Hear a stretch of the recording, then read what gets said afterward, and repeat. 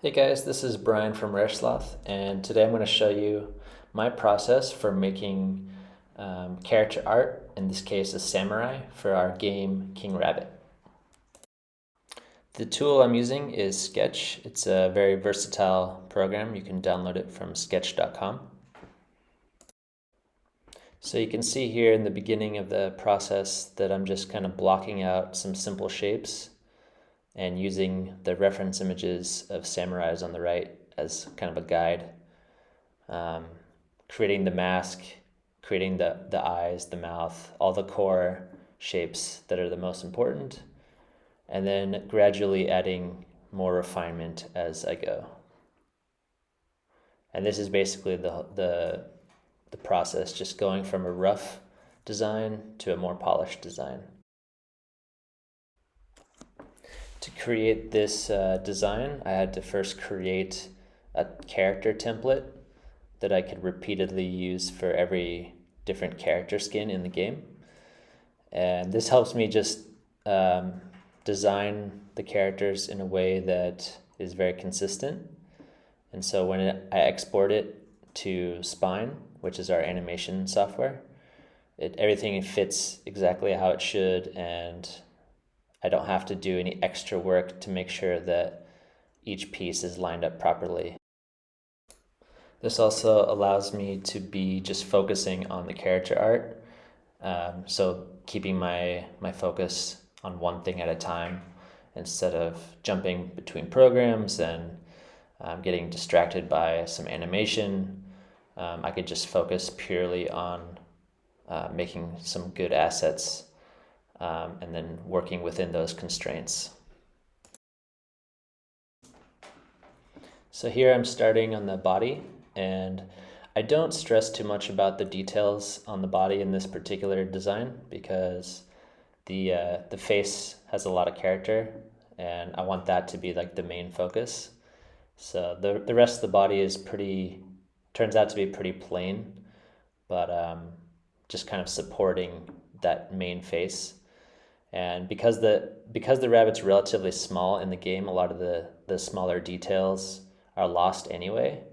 So it doesn't make a lot of sense to focus on those tiny details that no one really notices. So I just make sure that the head is the best looking part, and then the rest of it kind of supports that. You'll notice that I don't go through and name any of my layers.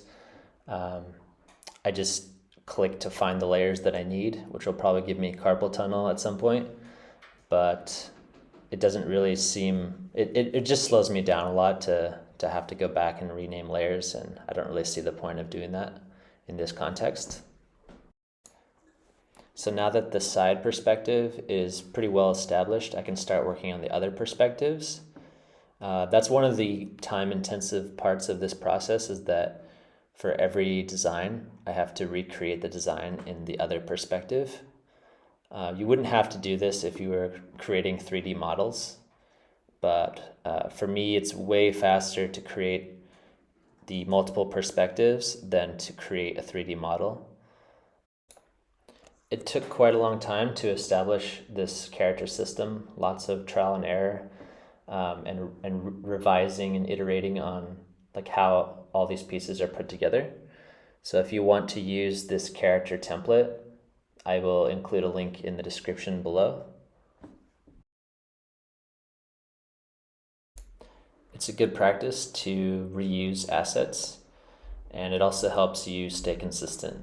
So if you have, for example, a good pair of eyes to start with, you can use that as your base jumping off point. I will use the grouping and ungrouping all the time, and everything I'm doing is pretty much using hotkeys so I can be as fast as possible. And I also create hotkeys to flip things horizontally and flip things vertically, just to speed up the process. So as you can see, I'm kind of working within a limited space, and each of these frames has like a certain dimension that everything needs to fit in. Otherwise, it would just mess up the animation. But having this small space to work within kind of forces me to be creative, and it's good to work within these strong constraints. I think the key is to just find the process that works well for you and allows you to create something in an efficient way. And also, I think it's important just keep things pretty simple, not try to overcomplicate it, especially as an indie developer.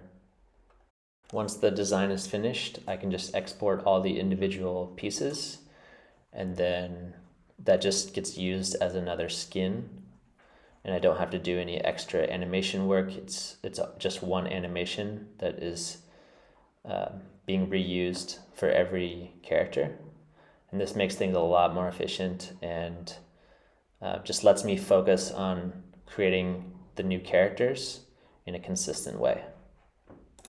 At the time of recording this video, the Samurai Rabbit skin is for sale on Rarible as an NFT.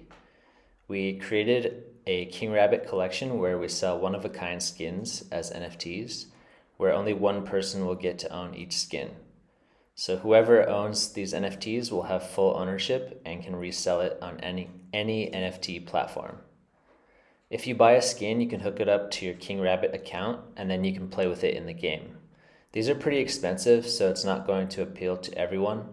But for those who want to support our game, I think owning a very rare and unique skin is going to feel pretty special. I hope you enjoyed this video. If you have any questions, please let me know in the comments below. All the links will be in the description, and I hope you have a nice day.